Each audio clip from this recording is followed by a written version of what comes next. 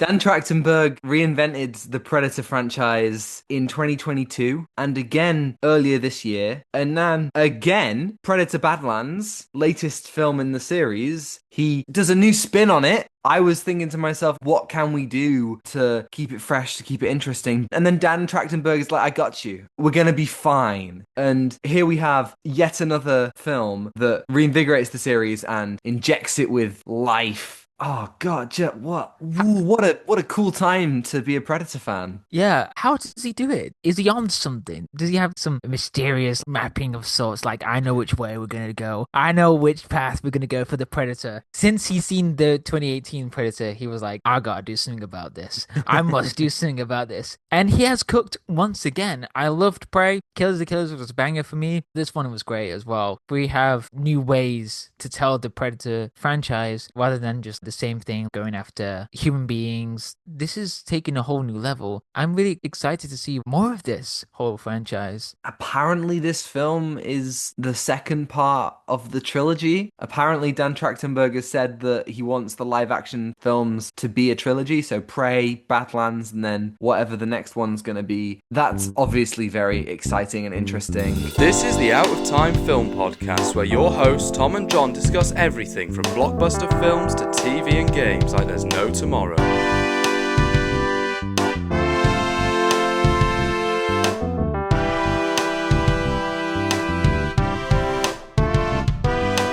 This film, it flips the entire narrative because our protagonist is a predator. This is his story. His name's Deck. And we're following the birth of a predator as we know them. Even from the design of this character, it's clearly more youthful, adolescent. It's distinct. It's like the early stages of a predator. I really like that whole beginning. Like, do they have a family? Do they have strict rules with the family or something? Then the movie gets into the conflict of the father, which isn't a huge fan of his son, Deck. He's like, you're very weak. I don't like you. So that's the central conflict. Deck really wants to prove that he can be part of the clan. That's what the movie really explores into this mad world. Genna? I think it's called Genna. Yeah. Do we only ever see it written? Yeah, we see it written at the top right. The top. No, bottom. Not. But I lost my sense of aviation, guys. I don't know where I'm going. Is it up, left, down, left?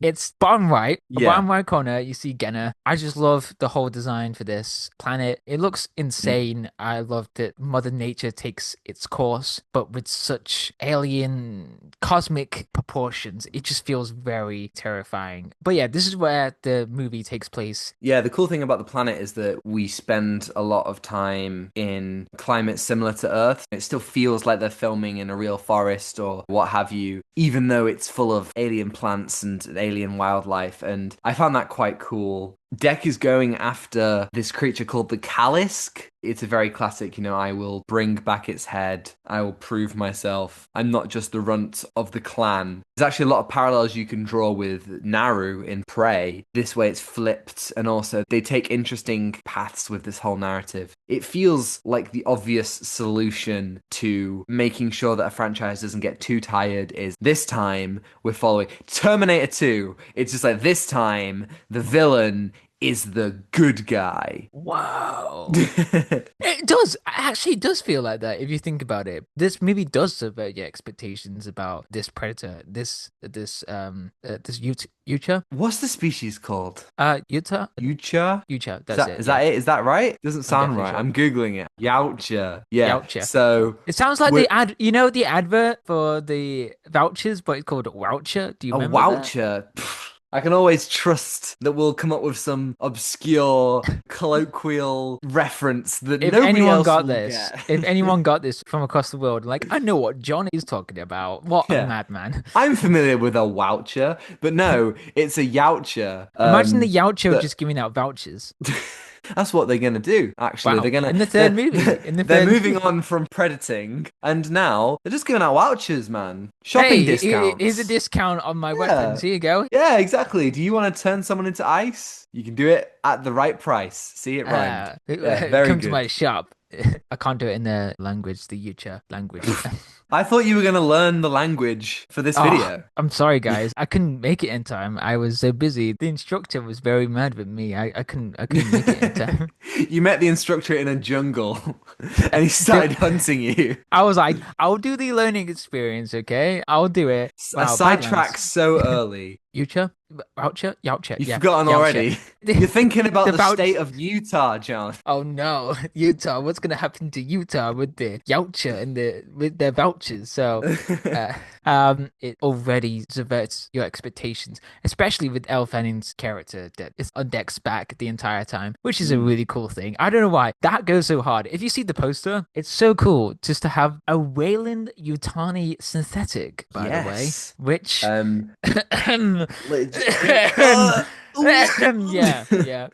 yeah. First of all, the film literally opens with the idea of a Yautja is prey to none, a Yautja hunts alone, a Yautja is predator to all. Something like that. There's the text that we see at the beginning of the film. So why would a Yautja ever take a companion? Why would Deck allow this being to follow him? I like the idea that quite literally they are strapped together and he needs this synth as a tool. And yeah, we kind of get to just unpack the differences between these two. The idealized version of this synth, who is Thea, and Deck being this very macho, honor-based, predator-based Yautja. And I liked how also she's talking in English, the translation that she says, universal translation anyone can hear, and he's talking in the Yautja language. I like that. When you consider how Prey didn't get to shoot the whole thing in Comanche, I think it's quite cool that maybe most of this is in the Yautja language, maybe at least half of it. Yeah, I think that's what Dan Trachtenberg really wanted to do. Is just That's what Dan wants. That's what Dan wants. He just wants everybody to be immersed. I think it's really cool that we get to follow the Yautja with the subtitles because we don't. I'm not familiar with the early films just yet. Tom, if you do know this, do we get to follow the Yautja with the subtitles in the earlier films? I'm not sure about subtitles, but we do definitely see predators communicating. So I'm not sure. Oh, just like, hey, what's up? How's it going, buddy? How's it going? It's still in the Yautja language, but I'm not sure if it's given a translation to the audience. Imagine it was like a dub. Yeah. like anime dubs. How they would talk. Yeah. Buddy, it's been such a long time. Something like that. You are my tool. What? I knocked the mic. I really like that level of understanding. The difference between Thea and Deck is that Thea is very enthusiastic. Thea is let's do it, and this is what this is, and this is what that is. A lot of comedy that comes from Thea, and in the first half, I wasn't exactly vibing with that tone. It's not something that I associate with Predator, that comedic angle. It was very light, very fluffy, and I struggled through this first half. I do agree with that because I was trying to understand Elle Fanning's character. I wondered why was she so energetic, like bubbly, just like, oh, life, I can get through anything in life. I don't have a pair of legs. I'm gonna suffer. And I was just wondering what's behind that humor, like what's that emotional turmoil that she's going through. If they could have toned down the comedy a little bit, I do understand why they've done the comedy for that, but I think we should have done a bit of a balance because it does kind of throw me off to like, oh, we're in the Predator Alien universe. Why is this one synthetic so jolly? Oh boy, I can get through anything. That was something that I kind of got used to in the second half. I didn't really mind it. So maybe tone it down a little bit and see bits of humor there and there. But that guy, that silly guy, that little alien creature. Bud? Yeah, little Bud. They were pretty cool. I think they were just a silly guy. They were just doing silly things. I think a lot of this spins into, for me at least, two halves of the film. The second half of the film locks in like crazy. That's the Dan Trachtenberg that I love. The first half of the film, I definitely struggled with more. And one of the reasons is because of Thea as a comedic thing. Now, I do have a headcanon for this. If you want to give it like a reason, I wondered to myself, obviously we don't know anything about timelines or what's what. Yeah, we don't. What if Thea okay. Tom's cooking here, guys. The stove is on. What if Thea is a synth created using the same technology as Prodigy, putting the children's minds into the synthetic bodies from Alien Earth. Obviously, we don't know if that's something that Weyland-Yutani ever did. We don't know if that's something that, like, we don't if it's set before or after. We don't know anything, but that might be a way that I reason it to myself. Definitely in the second half, we get a much more sincere and then interesting kind of version, which we'll kind of get into spoilers about. But like, I think Thea in the second half, I much more enjoyed. The first half is a lot of the classic Predator discovering elements that will later become quite important, and the way that they're all folded in is very, very clever and very cool to witness. It's not as tight as Prey, and I think there is something in the writing, the way that they're going down a stream, and Thea's like, this is this creature, and it does this. I don't think we needed to be as overt about everything. I'm like, I know this is going to be set up for later on, guys. Yes. You don't have to show me. This is not like a museum. It's like, this is going to be helpful along the line. The first half kind of felt like a video game in the sense that, like, you know, Thea is almost like the little wisp in Zelda, like, hello, hey, listen. And it's like, you get all this information, and it's like, if it was just told visually, I think it might be more powerful. Although I do understand what they're going for. There's something in the writing that is definitely more overt and more on the nose. And I wonder if that's because this is a different age rating. Now, this film is this is the first Predator film to be a PG-13 in America, 12A in the UK. So it's no longer R-rated. All the others have been R-rated, 15, 18, and this one is a 12A. The reason you get away with that is because it's all aliens that we see killed. So you can still get away with all the blood, but it's not human blood, so it's fine. That's the logic. Even though it still had that level of violence, I did feel like it was somewhat written a little bit more, I don't know, on the nose. Yeah, I do understand that. There is that element that they were trying to get to a wider audience. Because when you look at the Predator films, like Prey is very visual. I wish there was a much more grounded way to tell the story rather than just in your face, here you go, here's what the characters are saying. There was something deeper into the themes. Because it feels like it's about how to be yourself. People see you weak or see you broken. The core of this film is that they were stuck in this Badlands, and how did they overcome this and prove they're not broken, but they can be themselves. Yeah, Thea is half a synth. She's lost her legs, and Dek is, as I say, the runt of his clan. They don't feel accepted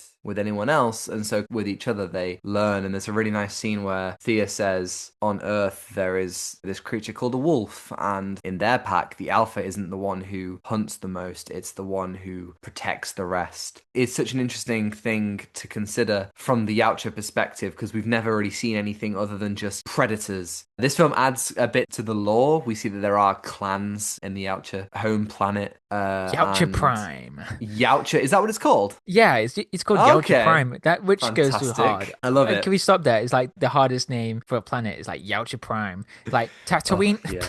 Get out of the way. Yautja Prime. No. I love it when something's called something Prime. There are definitely more examples, but I can't. Hosnian Prime. Big fan of Hosnian Prime. Big fan. Happy 10 years almost to The Force Awakens. Yeah, like, it's cool that we get to see that as well. A little bit of action on the Predator homeworld. Yeah, which I hope we do get to see more of. Yes. Which I think is fascinating. Can we see more the history of the Yautja? Like, how did they go beyond to the stars and actually find champions, you know? All of that. That's really interesting. I do hope Dan is cooking something like, hold up, a prequel trilogy. If this is part 2 of a trilogy, I wonder if part 3 will be the characters meeting the survivors of this film and the survivors of Prey. Are they going to come together? Even the characters from Killer of Killers. I even saw somebody on Twitter suggest they cross over with David Johnson and Kaylee Spaney from Alien Romulus. Anything is possible here. You gave me a third eye right there, Tom, about like, imagine an Alien movie, but disguised as AVP. Alien versus Predator. That would be... Oh, that dream's too big. That dream's too big. I want to see it, but the greedy... I mean, that would be cool. The voices in my head. I haven't seen AVP. I don't know what is canon at this point, but it would be pretty fun. I mean, it's a crossover that nobody really considered, but wouldn't that be great? I definitely would like to see some form of crossover in that regard. Yeah. Apparently, the original pitch for this film was going to be a predator hunting Nazis. Oh, okay. Okay. Where is Dan? You should have told me. Like the company. Yeah, let's make like, that next. make that next. Dan, please. If you're listening, do that. Yeah. Oh my That God. concept sounds insane. I love it. I loved it. I think that goes so Yeah. hard. I would Oh, watch the absolute hell out of that. I can imagine it would be exciting to watch in the cinema because finally we got to watch a Predator film at the cinema for the first time since Hell 2018. yeah. I saw it on the super screen. The sound was immense. Same. And the score in this film is pounding and properly intense and visceral. I thought it was such a fantastic experience. We ended the film and the third act. Oh, it's fireworks. I thought I was hearing gunshots, and it's just fireworks. The Predator's coming, Tom! The Predator's coming! The third act locked in so hard that Oh. I just finished that film, with the sound design and everything, and I was just like, my God, what a treat to get this at the cinema. Just, mwah, I'm so happy that we got there finally. Same. It seems like it's Same. just been ages since I got to, the only other Predator film I've seen at the cinema is The Predator. So, this was really a healing experience. It was a religious experience for me. You're like, I can see now. I can see the ways of the movie. We're gonna now. be okay. We're gonna be okay. I love Yeah. it. I saw it at the super screen as well. Hearing the casks scream, insane. Absolutely love that. It's just the sound design and the whole CGI for Dex is great. Yes, I don't think that's a blend of practical and CGI. The mask moves. What? So the performer for the Predator for Deck is Dimitrius Schuster-Koloamatangi. shout out to Dimitrius. Yes, incredible performer, physically, emotionally, through all the prosthetics. And also, if you see them in interviews, it's basically just Elle and Dimitrius and Dan as well. Such presence all around. They all seem so involved, so invested. But when Dimitrius wears the mask, the fangs move with his mouth, but then they kind of enhance it with CGI. It looks impeccable. Wow. Right? And there's also a particular effect that I'm not going to spoil because I thought it was really cool when I saw it, but the Kalisk can do a particular thing. And the effect on that looks amazing. Yes. Wait, that was Yes. practical? No, but it was just the Oh. CGI. Yeah, they brought in someone. Yeah, they brought in Yes. someone to do that. No. Yeah. That was great. That CGI, yes. brilliant. Absolutely Yeah, brilliant. right. So, And wow. there's also a bit where Thea is fixing herself, and With that the is synthetic just, machine. yeah, that can it fix just it. looked really great. Wow. Having said that, there is some times when the CGI was definitely like, oh, it's CGI. The opening fight between Deck and his brother on the Yautja Prime was a little bit underwhelming. It looked kind of a bit dull to me. I think it was a bit over-edited. It lost the weight and the groundedness that made Prey Yeah. so visceral. Adding on to that, I think it's harder to see what's going on with the fight because it's like who's fighting who. There's one bit where somebody drops, and I was like, "Who just fell?" I had no idea. Barry was that Barry? Did Barry? he fall down? Yeah, I wish there was something a bit more accessible to see who's actually fighting, rather than way too close in, over edited, way too dark as well. I know they were trying to reflect something with Yautja Prime, but you could do a bit different. Maybe Deck's brother have a different suit. Like with the clan, maybe the clan has like a different sigil. It seems to me like this film had a bigger budget than Prey. I do think you lose something there, but Yes, you do. But really, there's still some great action, particularly the end. I think we've held it off for too long. Let's get into spoilers this. Let's get do it. into it. We get so much more Weyland-Yutani than I was expecting. The synths Same. are talking to Mother. We get to see a whole camp of them. And can I just say, a criticism I had of Alien Earth, you can listen to our video on it, was it embraces the aesthetic of the original film, but doesn't really consider the holograms and the aspects of Prometheus. This film does both. There's holograms, but it also feels very ingrained in the aesthetic of the original film. That was perfect. Who would have thought a Predator film would be more embracing of the alien lore than an alien Predator show? film that actually What? does research? What? Incredible. What? Brilliant. Yeah, that blew my mind. I was like, they're actually embracing different technologies. In this context, it works because there's synthetics using scientific labs and they were sent on this planet to be destroyed potentially. That's something that was great to see. I was like, great, using holograms, that's cool. And then we get a pretty awesome fight with the Kalisk and Yes. the mech. What is it, a mecha suit? But anyway, the Whatever suit, it is. the whatever suit construction, mech from the Lego movie. Nice. So yeah, so that was so so cool to see. Something Yeah. from Aliens here, like this massive construction mech fighting against the Kalisk, fighting against the Yautja as well, against Yes. Deck. That was so Yeah. cool. Oh. I was like, this is the best of both worlds right here, guys. Yeah, genuinely, This it is was so such a cool, unexpected crossover, and we also get Elle Fanning playing dual roles, so she plays Thea and also the evil synth, which is Tessa, and The that evil was, synth. Tessa is a much more cold and calculating villainous, more what you would expect from a synth, but Elle Fanning does her own spin on it. I loved their dynamic, and that's when Thea as a character also becomes more serious, and you feel the stakes of it more. Yeah. There is also the scene where Deck cultivates his own Predator armor using all the things that they found throughout the film, and that's where it all began to like string together. It was so great. And then the whole final act of the film is him taking down a bunch of synths along with the baby Kalisk that they meet along the way, and all of them working as their own clan in this gesture of protection, just like Thea says to him about the wolf and about the alpha. God, that was just really strong stuff. Deck's whole arc. At the beginning of the film, I was so sure, okay, so he's going to kill the Kalisk. He's going to spend the whole film trying to do it. He's going to kill the Kalisk, and then they're going to go back to the dad, and he's going to be like, I did it, Dad. But they don't do that. In fact, Tessa, the evil synth, kills the Kalisk, and her head becomes Deck's prize. And when he goes back to his dad, he fights and kills his dad and steals his cloak. It's a really cool like breaking of what I expected. Yes. I think that was such a great way to subvert your expectations, because the Kalisk knows that Deck is a part of their clan. Yes. It's like, oh, you can't do anything about it. So he feels there's a mutual connection between that. He's trying to find identity in something, and then he does find something in this world and realizes that family is. Yeah. It's about.